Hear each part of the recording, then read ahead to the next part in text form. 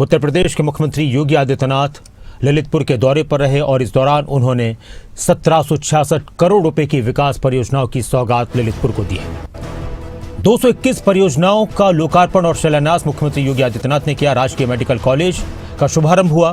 स्वास्थ्य सेवाओं को गति दी जा रही है, मजबूत किया जा रहा है। बुंदेलखंड के विकास को नई रफ्तार मिली।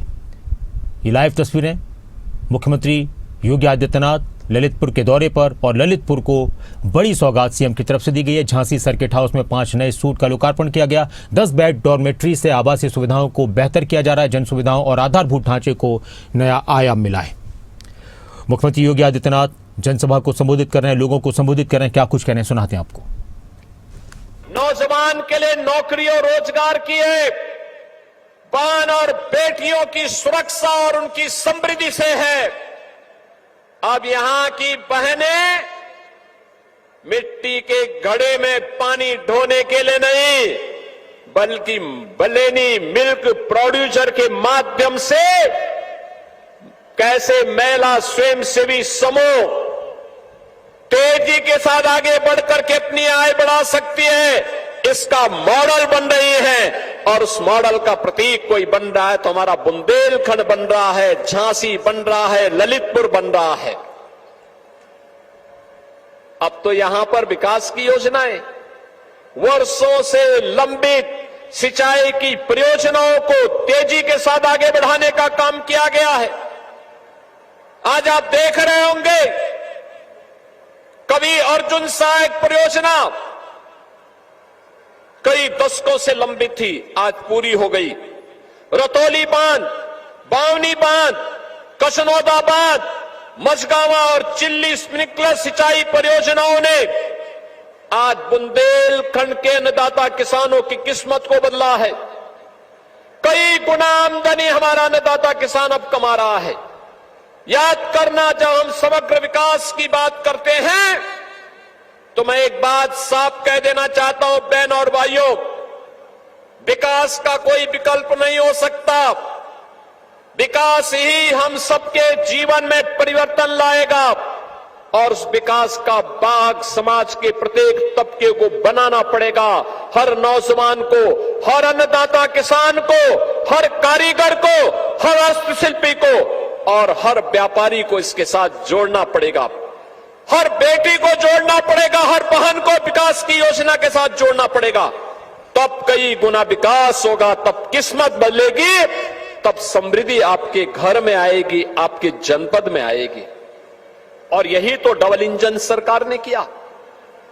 यही भारतीय जनता पार्टी की डबल इंजन सरकार ने यही किया। आप सोचो, आज ही हम 1,500 करोड़ से अधिक की परियोजनाओं का यहां लोकार्पण और शिलान्यास कर रहे हैं।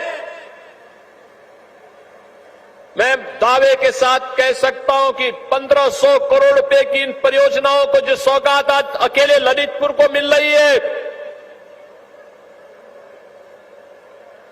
इसमें बल्क ड्रग पार्क यानी ड्रग पार्क नहीं है, जो फार्मा पार्क हम बनाने जा रहे हैं उसको नहीं जोड़ा है। मेडिकल कॉलेज का भी हम एक और बार भव्य आयोजन करने जा रहे हैं।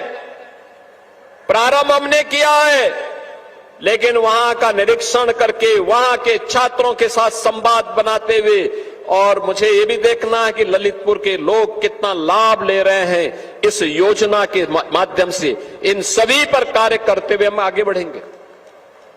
तमाम सिंचाई की परियोजनाओं को आगे बढ़ाने का काम हो रहा है, लेकिन जो भी योजनाओं का आज हम लोकार्पण और शिलान्यास कर रहे हैं, मैं कह सकता हूं 1,500 करोड़ रुपए अकेले एक बार में समाजवादी पार्टी की सरकार 4 बार थी, चारों बार मिलाकर के उन्होंने 1500 करोड़ रुपए आपके यहां को नहीं दिया होगा, ललितपुर को नहीं दिया होगा।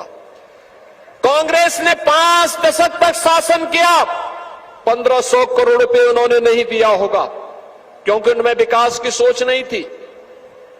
हमारे लिए जब कोई विकास की बात करता है तो हम कहते हैं, भाई देखो, प्रदेश की 25 करोड़ जनता हमारे लिए परिवार के समान है, परिवार के रूप में है। उसका विकास करना, उसकी सुरक्षा देना, उनके सम्मान की रक्षा करना, ये हमारा दायित्व है। अपने उस दायित्व का निर्वहन पूरी प्रतिबद्धता के साथ हम लोग करते हैं। लेकिन समाजवादी पार्टी के लिए सेफई ही परिवार था। सेफई के बाहर निकल ही नहीं सकते थे। सेफई के बाहर वो निकल ही नहीं सकते थे। कांग्रेस के लिए दिल्ली का परिवार ही वही परिवारी देश था, उससे बाहर निकल ही नहीं सकते हैं। बहनों और भाइयों, इस संकुचित सोच ही का परिणाम था। इन्होंने हर जिले में एक एक माफिया दे दिए थे।